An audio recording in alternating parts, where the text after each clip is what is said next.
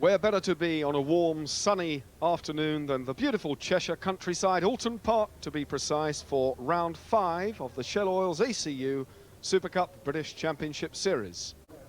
After 4 rounds, Rob McElnea, the Loctite Yamaha man, out there, but Ron Haslam relinquished the lead through not scoring at all at Cadwell Park. The battle really is between those two, but Ray Stringer could spring some surprises, as could Morrison. Don't discount Reynolds. Fast qualifying, all the qualifying done yesterday. No practice at all this morning here, but McElnea on pole position in his customary place there. Morrison there, the Drambuie Yamaha man, alongside him. Then it's the Kawasaki of Reynolds. Terry Rymer having only his 2nd Super Cup appearance, having been away on World Superbike duty, and the Norton of Ron Haslam completes the front row. 30-year-old Rob McElnea, I beg your pardon, the Humbersider, who's only failed to score really in 1 race at Donington, pretty well unbeaten, 5 wins. So going to be a hard man to beat. Haslam, of course, is the danger man. He's on the front row. But Big Rob squinting in the sun. Having said that, the sun just disappearing behind the clouds. Yamaha will take a bit of hanging on to. Morrison very much the man on form. 8th place in the World Endurance recently. Morrison has hit form again.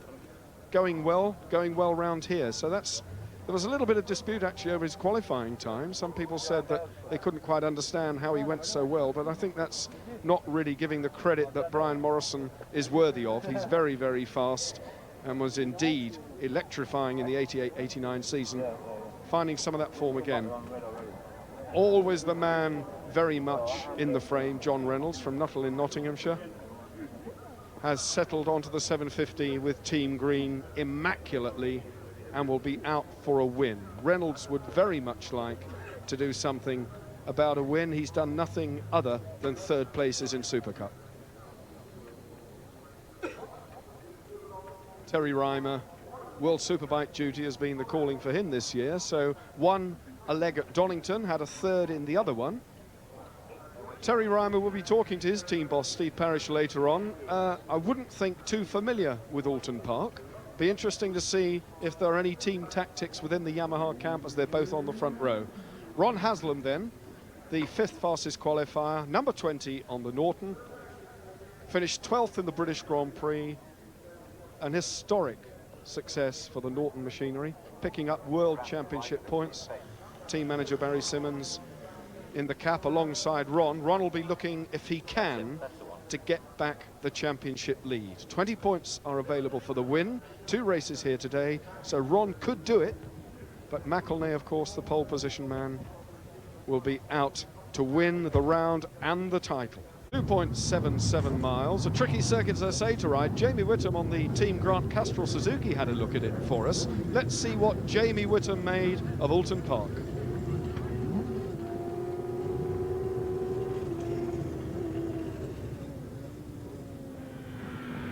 Right, hold on, the first corner on the circuit, taking at about 80 miles an hour.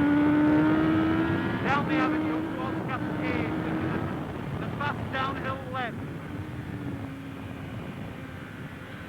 Round Cascade, hard on the gas then, towards Island Bend. Into stop and then back down to 5th immediately for Island Bend. And then in towards the hairpin. Hard on the brakes, the back end in the air, almost there. The slowest corner of the track, this shell corner, it's a hairpin, taking in 2nd gear. Then hard on the gas again. In towards the chicane. Again taking in 2nd gear, around 40 miles an hour there. Then accelerating hard up towards Hilltop. Over the top of the hill, the bike's wheeling there. Down the passing part of the course, about 150 miles an hour there. Then back towards Knickerbrook, 90 mile an hour right-hander. Clay Hill. It's important to straighten that out as much as possible because you get a big wheelie at the top. Back 2 gears to 4th, in towards Druid, the double apex right, the 2nd apex here. Again a big wheelie on the exit. In towards Lodge Corner.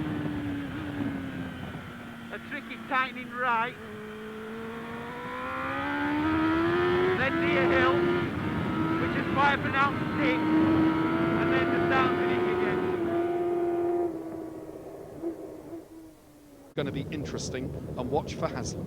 14 laps, the full race distance 38.78 miles, green light go, and off they go, the right-hander of Old Hall sorting themselves out, and a brilliant start by number 9, Carl Fogarty, the team Silkaleen Honda rider. Fogarty, who rode so very well at Cadwell, is out in front of number 7, a super start by young Ian Simpson from Del Beatty. So Simpson then with the yellow helmet in second place. Oh, the great fall. Rider up okay. That's Trevor Nation, the Norton rider. And 1 or 2 tumbling over there on the left, but Nation up on his feet. Everybody up and about. Number 30 also a faller there. So that's Stuart Jones from Crewe. One of the other lads just being picked up by a colleague, the bike on his leg. That's why he can't get up if they move the bike. But out in front, Carl Fogarty, number 9. Then it's Simpson. Then it's John Reynolds, number 6.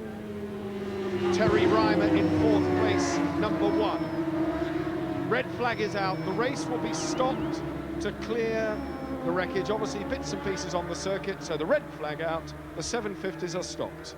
Mixture, Terry Rymer having a breather. In fact, a new clutch going in the number 1 Yamaha of Terry Rymer, last year's Supercup champion. The clutch plates being eased out one at a time. There you see clutch plates, so a fibre plate with a steel plate, so it's fibre steel all the way through. The clutch, of course, Steve, runs in oil.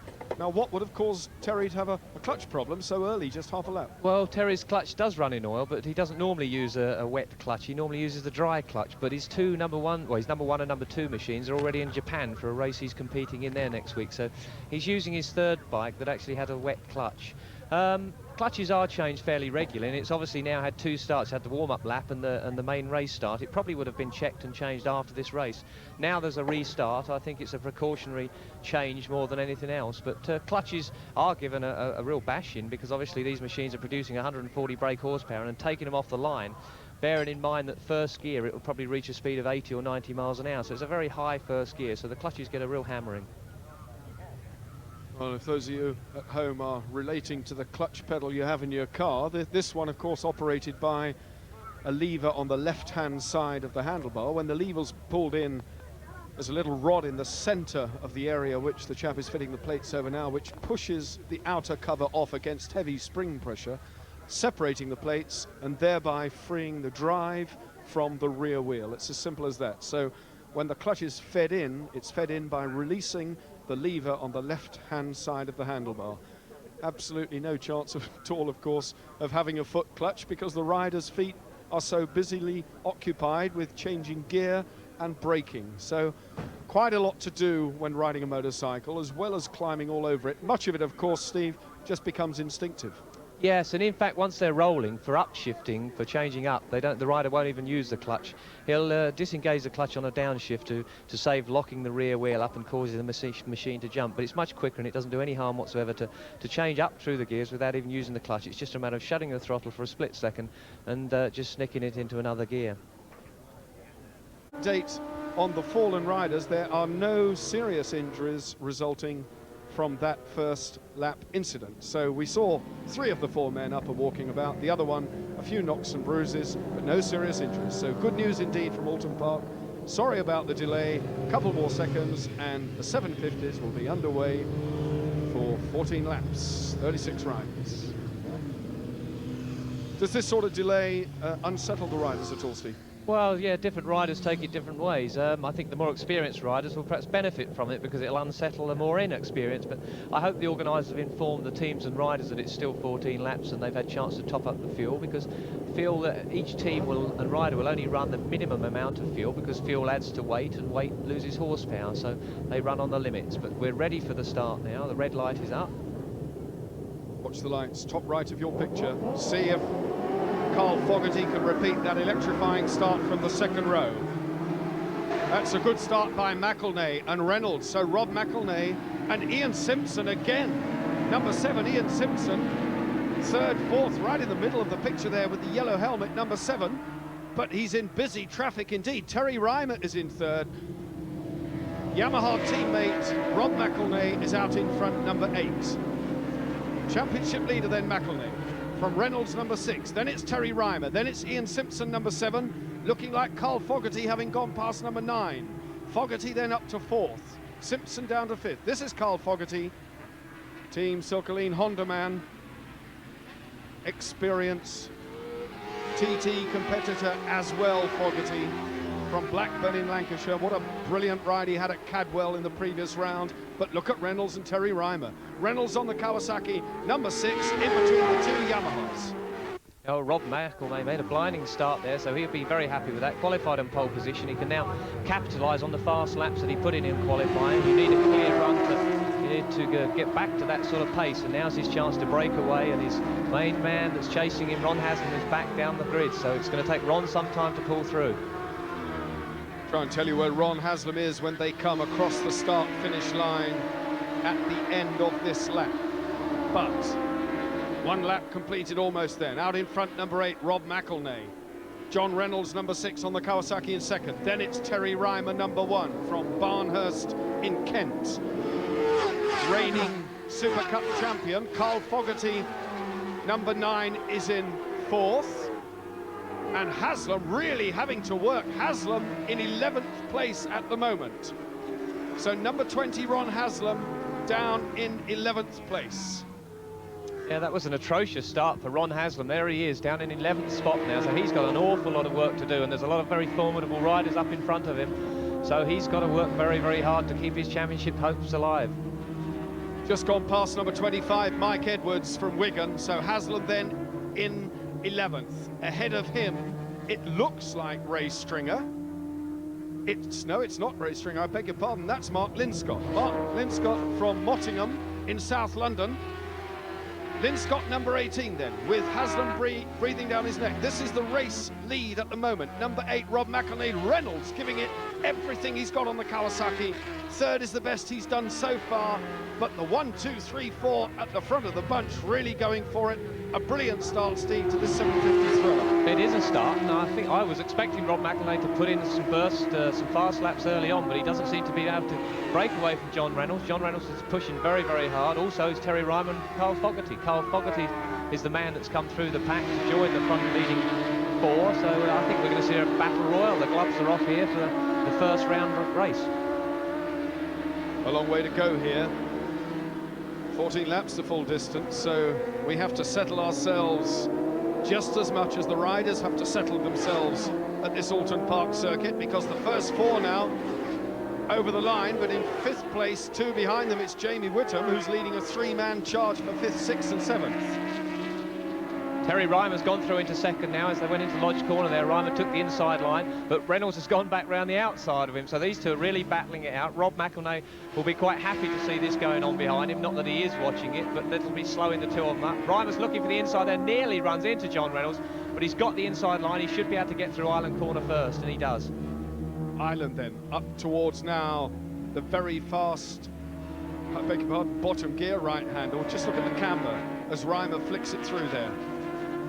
On the inside, Reynolds, and still Fogarty, but Reynolds now in 3rd because the 2 Loctite Yamaha men are out there 1st and 2nd. Reynolds, number 6, still in 3rd. Just look at him riding the socks off, and a massive wheelie on the 750 Kawasaki. He's having to work hard to keep the Silkaleen Honda of Carl Fogarty, number 9, behind him. Back up into 2nd again goes Reynolds. So this duel now between Terry Rymer and John Reynolds, I suspect both of whom are riding here at Oulton Park for the first time in serious style. And meanwhile, the battle is letting Rob McElnea get away. McElnea now stretching the gap something like 1.37 seconds it is at the moment. And right behind them, the rest of the field now winding them in. So we're going to have a 7-man tussle for the lead here, Steve. Yeah, well, often the case, 3 riders trying for the same piece of track is not possible, and it ends up with no one being on the right line. This can slow them up. You're going to look at Terry Rymer now. He's tucked in behind John Reynolds. He's going to have a look down the inside here. He's got the inside line, but can he, he's got through, but Reynolds will try to go back around the outside of him now, and Reynolds gets on the power, but Rymer does seem to have the line now. Look at Fogarty, number 9, Carl Fogarty, climbing all over the back of these two as Terry Rymer goes through on the inside of John Reynolds. So Reynolds, number 6, down in 3rd again. Carl Fogarty, 4th, is the best he's done in this, the restart. He led the early proceedings before the race was stopped. And there's now something like 100 yards between race leader Rob McElnea and the 4th place man, Carl Fogarty. But you could put a tent over the battle for 2nd, 3rd and 4th. Terry Rymer might be just a little bit rusty, possibly, not having ridden here at Oulton Park before. Well, that's right. Terry is still learning the circuit, but on top of that, Terry Rymer, and we have a faller here. He's up, and they'll be trying to clear the machine as quick as possible, but it does look like it's deposited something on the track, so we might have to see some more cement dust. Meanwhile, John Reynolds nips through again as they go into Knickerbrook. Oh, great stuff. 3 and a bit laps gone, but just look at it. Look at the battle now for 2nd, 3rd and 4th. By no means is John Reynolds having this one his own way. Terry Rymer's been in 2nd place more times than I can count already and has been relegated to 3rd. Meanwhile, Carl Fogarty, who is possibly one of the hardest riders out there in terms of what he puts into it, and you can certainly see just how hard Carl Fogarty works. He climbs all over the Honda, and it's number 9 we're talking about now. Carl Fogarty looks over his shoulder. He knows that 4th place is safe for the moment. The chasing bunch, however, as they go over the line again, up into 2nd place goes Rymer, Reynolds, and look at Fogarty on the inside, but not quite. Yeah, well, Terry's having a tough time. What I was about to say earlier, Terry's running his Superbike specification machine, which is a little down on power because you have to run standard carburetors, so that's a completely stock carburetted model machine that he's on, as his number 1 machines are in Japan. So he's down a little bit on top speed, but he's certainly making up for it around the corners. Reynolds there in an almighty wobble on the Kawasaki, but hanging on to it, just didn't back off at all. A quick blip of the throttle there, down 2 gears. 2nd gear around here, driving hard, feeding in the power from the 750, lots of torque. In 3rd place then. Rymer now just easing away 3 or 4 machine lengths. Reynolds looks as though he might well fall victim, and a great twitch from the Yamaha as well. The bikes don't seem to be handling too well around here. Well, it is, as I said earlier, it was a very, very bumpy circuit. They've resurfaced it, but there are still quite a few undulations there. But the twitching and weaving you'll see is as the tyre seems to break traction, it starts to wheel spin, the suspension winds itself up and then flicks back again, and that's what's causing the machines to twitch and weave around. It's putting all that horsepower down through a tyre, which is no bigger than the palm of your hand. With the undulations on this circuit, as the riders crest some of the hills, they actually lose sight of the circuit. Look at Haslam moving up. Haslam has gone past Ray Stringer. So the all-black outfit of Ron Haslam has gone past Ray Stringer and is now making his way up through the field. Ahead of him, it looks like Ian Simpson as well is in the fray. Back with Ron Haslam then, who had to work very, very hard. He was 13th first time round, then 11th. There's number 7, Ian Simpson, the man who was in 2nd place before the restart, about to come under the Haslam hammer, I think. Then it's Jamie Witham who will be next on the target board. The speed of the Norton, as Haslam just piled on the coals past Ian Simpson. The superior power of the Norton brought Haslam right up the back mudguard of Jamie Witham on the Grant Castrol Suzuki. Haslam then moving up one at a time. Is it possible for Haslam to catch up with the leading 3? Well, I think he's going to struggle, especially with Rob McElnea now, as he's well out in front, but Haslam can make up the ground because he does have the speed. You'll see he'll follow Jamie Witham here as they nip through the corners, and then as soon as they get on the main straight, he's now onto the main straight, so Haslam could easily get along the inside of Jamie Witham at this point. If he can just get on the inside, he's got the inside line, but I don't think there's quite enough time. No, he's going to have to wait till they get onto the back straight, but the Norton is very, very fast at the moment, and Haslam passing at the early stage of the race wasn't so bad, but now he's up against some very fast riders, Jamie Witham being one of them, and he's going to take a lap or so to pass him, I believe. Looks like a tail ender, number 31 in front of them. That's John Williams from Grimsby. This the battle now for 2nd and 3rd place. Number 1, Terry Rymer, is in the runner-up position in the race. Number 6, John Reynolds, is in 3rd. Still fighting off a determined challenge by number 9, Carl Fogarty. Then the pursuing battle. Haslam then is now up to 6th place. So number 20 Haslam, and that looks like 5th. That looks as though Haslam has gone through into 5th. I confirm that, but certainly it looks as though Haslam is on the charge. Yeah, well, Ron now has a large gap to catch up to John Reynolds, so he's got a big problem now. Well, not a big problem, but he's got a long way to go now before he gets anyone else in his sights. Rob McElnea has just scorched round in a 1:37.2, so that's the fastest lap and also a lap record. Riding with the second place man in the race, Terry Rymer, number 1. This is the battle for 3rd and 4th between John Reynolds, number 6, and Carl Fogarty, who looks over his shoulder every single time he exits the Shell Oils corner there, almost knowing that Ron Haslam is coming into the... And look at Haslam, just look how close Haslam is getting now, and he's dragging that bunch along with him. So a whole freight train of activity behind Ron Haslam, who's now closing on the leading bunch. McElnea fading out of sight under the bridge there. This the battle for 2nd, 3rd and 4th, about to be joined by Ron Haslam, who wants to come and play as well. I can't understand, Steve, why Ron Haslam can't get the Norton off the line quicker. Front row position, and he was 13th round on the first lap. Yeah, it's a very tricky situation, as we've always spoke about. It's feeding the power in, not getting the front wheel too high in the air, because that's very easily done. With so much horsepower, the machine just wants to revolve itself around the back wheel. Once the front wheel's in the air, you have to close the throttle, get it back down again. Also, it's so easy to burn your clutch out. You can give it too many revs, slip the clutch too much, as Terry Rymer had a slight problem in the first start. So Ron's got to just feed the power in just right. But I think we'll perhaps see him get a better start in the second one and see a much more interesting race, because he's closing in on John Reynolds so much at the moment. Carl Fogarty, number 9, then, having gone past John Reynolds, is up to 3rd place. 3rd place man then on the Honda. So Yamaha leads, Yamaha in 2nd, Honda 3rd, Kawasaki 4th, and the Norton in 5th. Now Ron Haslam has taken the fastest lap, so it's just showing that Ron is closing the gap. He's put in the fastest lap, so Rob McElnea is going to be getting pit signals that Haslam is closing. They're the two main leaders in the championship, and the main thing that Rob McElnea wants to do is to beat Ron Haslam. 5th place and closing then, number 20, Ron Haslam. Now that gap between John Reynolds and Ron Haslam is coming down visibly. And look at Carl Fogarty, has gone past Terry Rymer up to 2nd place. Number 9, Carl Fogarty then on the Honda is now splitting the two Yamahas. And Reynolds has come back in the fun as well, and Haslam is now right with them. Quickest man on the circuit at the moment, Haslam. And the whole bunch, 2nd, 3rd, 4th and 5th places, are now just a little bit closer to Rob McElnea. So that gap coming down as well. This one's going to go all the way down to the wire, I'm sure. 8 laps completed. John Reynolds gone through now, also into 3rd place. And Haslam passes Terry Rymer. The speed of the Norton, he just powered past Terry Rymer as they went over the start and finish straight. Ron Haslam is charging.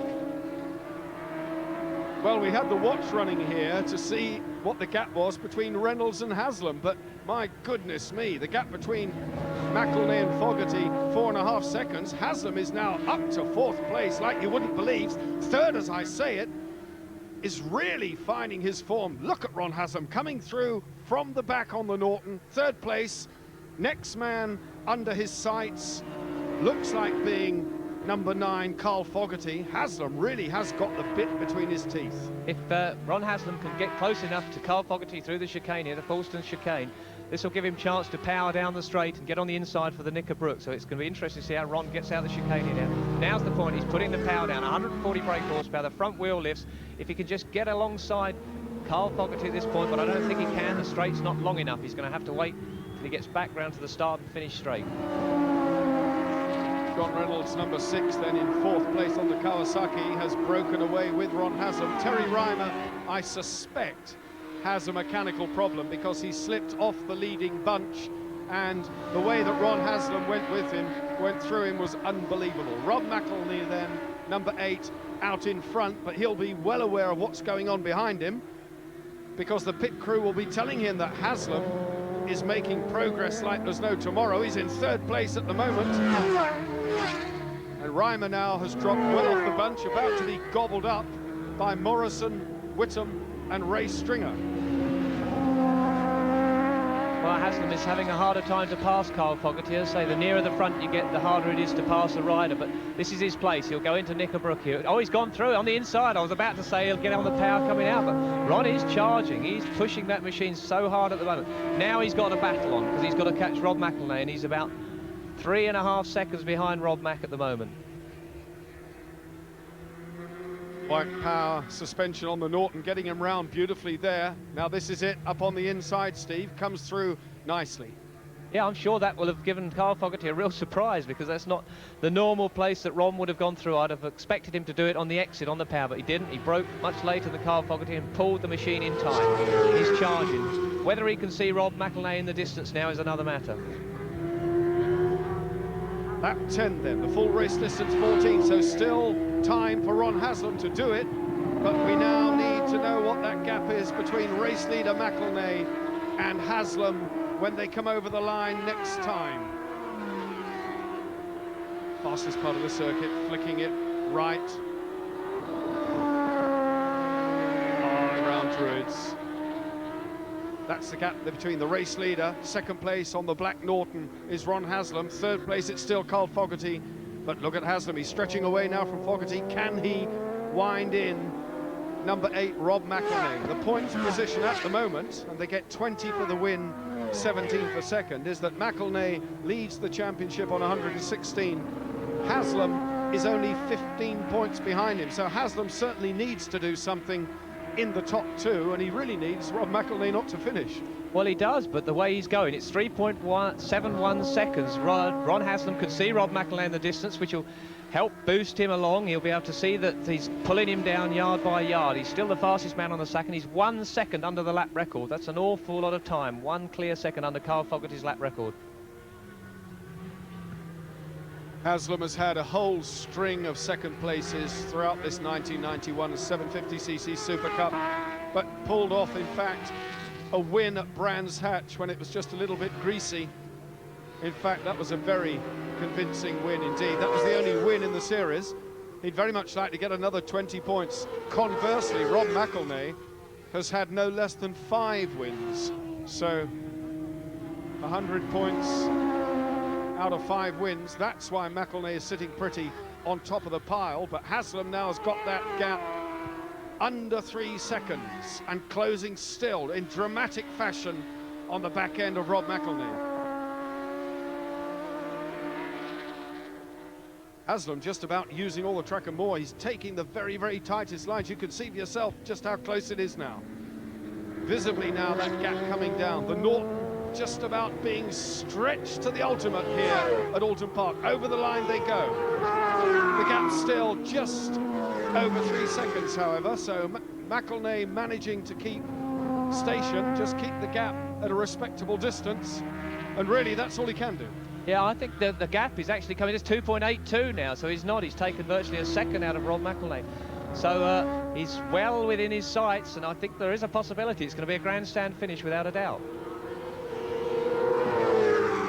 Well, I hark back to just about all the other second places that Ron Haslam has had, and he's led the race for so much of the distance, only to have Rob McElnea steal it from under his nose at the 11th hour. Are we going to get a repeat dose or a return dose of that medicine served up by Ron Haslam? If he can get past the tail ender between him and Rob McElnea and have a good clear charge at the race leader on the Yamaha over the next couple of laps, there is a distinct possibility. Number 31, John Williams from Grimsby, being lapped again there, put out of the picture. Haslam closing on McElnea, still in 3rd place, it's Fogarty, and still in 4th, number 6, John Reynolds. Yeah, well, Haslam visibly closer. He's closing down about a half a second a lap. It's going to be extremely close at the end. It will possibly come into back markers. It only needs one of these riders to catch a back marker at the wrong part on the circuit. Sometimes it's just impossible to know which way the back marker's going to go, and you have to just close the throttle for a split second and lose valuable time. But Ron is now has Rob McElnea well within his sights. Set the watch running this time. Over the line goes McElnea to complete that lap. Over the line goes Haslam, still 2.72 seconds the gap, so coming down very, very slightly.